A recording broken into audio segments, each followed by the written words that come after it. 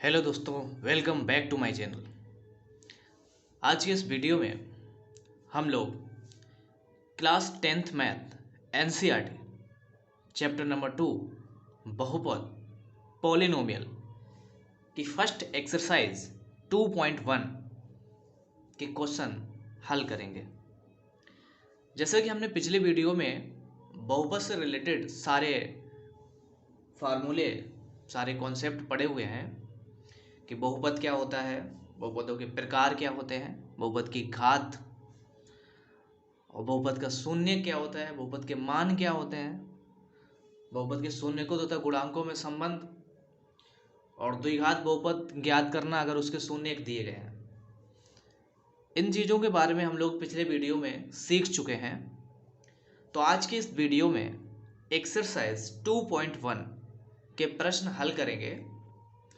प्रश्न संख्या 1 है, किसी बहुपद px के लिए y बराबर px का ग्राफ नीचे आकृति में दिया गया है। प्रत्येक स्थिति में px के शून्यकों की संख्या ज्ञात कीजिए।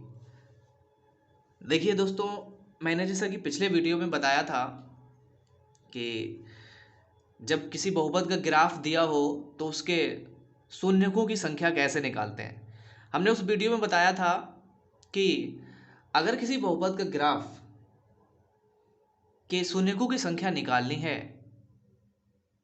अगर किसी बहुपद के शून्यकों की संख्या निकालनी है तो हम लोग उसके ग्राफ को देखते हैं कि उसका ग्राफ एक्स अक्ष को कितने बिंदुओं पर कट करता है या प्रतिच्छेद करता है। जितने भी बिंदुओं पर बहुपद का ग्राफ प्रतिच्छेद करता है या कट करता है, वही जो बिंदु होते हैं उस बहुपद के शून्यकों की संख्या होगी। जैसे आइए देखते हैं, पहले क्वेश्चन का फर्स्ट पार्ट क्या है। ये किसी बहुपद का ग्राफ बना हुआ है। ये देखते हैं, ये किसी बहुपद का ग्राफ बना हुआ है। ये हम देखते हैं कि ये जो बहुपद का ग्राफ है वो एक्स अक्ष को कहीं पर भी नहीं काट रहा है। ये जो एक्स अक्ष का जो बहुपद का ग्राफ है वो एक्स अक्ष को कहीं पर नहीं काट रहा है। इसका मतलब ये हुआ, ये जिस बहुपद का ग्राफ है उस बहुपद के शून्यकों की संख्या कितनी होगी? शून्य होगी, क्योंकि ये जो ग्राफ है वो एक्स अक्ष को कहीं पे नहीं काट रहा है, इसलिए शून्यकों की संख्या कितनी होगी? शून्य होगी। इस वाले केस में शून्यकों की संख्या होगी शून्य। दूसरे ग्राफ में देखते हैं, ये जो ग्राफ है वो एक्स अक्ष को केवल एक बिंदु पे काट रहा है। ये जो ग्राफ है वो एक्स अक्ष को केवल एक बिंदु पे काट रहा है, इसलिए इस वाले बहुपद या जिसका जो ग्राफ बना हुआ है उस बहुपद के शून्यकों की संख्या एक होगी, क्योंकि ये एक्स अक्ष को केवल एक बिंदु पे काट रहा है। तो इस बहुपद के शून्यकों की संख्या होगी एक। इसी प्रकार से थर्ड ग्राफ देखेंगे। थर्ड ग्राफ में क्या है, ये जो ग्राफ है, ये जो किसी बहुपद px का जो ग्राफ है वो x अक्ष को एक, दो, तीन बिंदुओं पे काट रहा है। इसका मतलब ये हुआ कि जिस बहुपद का ये ग्राफ है उस बहुपद के शून्यकों की संख्या 3 है, क्योंकि इसका ग्राफ x अक्ष को 3 बिंदुओं पर कट करता है।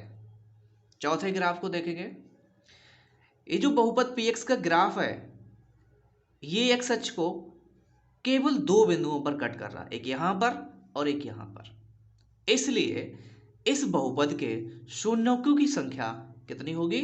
2 होगी, क्योंकि ये x अक्ष को 2 बिंदुओं पर प्रतिच्छेद करता है या कट करता है।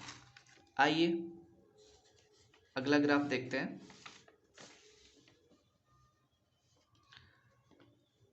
ग्राफ नंबर 5, ये किसी बहुपद का ग्राफ बना हुआ है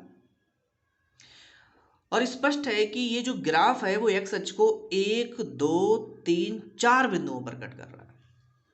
किसी बहुपद का जो ग्राफ बना हुआ है ये एक्स अक्ष को 4 बिंदुओं पे कट कर रहा है, इसलिए इस बहुपद के शून्यकों की संख्या हो जाएगी 4। ठीक है, 6 नंबर देखेंगे, ग्राफ नंबर 6। ये जो किसी बहुपद px का जो ग्राफ है वो एक्स अक्ष को देखते हैं कितने बिंदुओं पे कट कर रहा है। एक यहाँ पे कट कर रहा है और यहाँ पे स्पर्श कर रहा है, मतलब टच कर रहा है। तो एक कट करने वाला बिंदु लेते हैं और स्पर्श करने वाला भी बिंदु लेते हैं। तो एक ये हो गया जो कट कर रहा है, एक ये, दो स्पर्श कर रहा है, ये तीन। तीन बिंदु ऐसे हैं जो एक्स अक्ष को दो तो स्पर्श कर रहे हैं और एक कट कर रहा है। तो इसका मतलब यह है कि इस बहुपद के शून्यकों की जो संख्या है वो हो गई 3। Thank you for watching my video. Please subscribe my channel.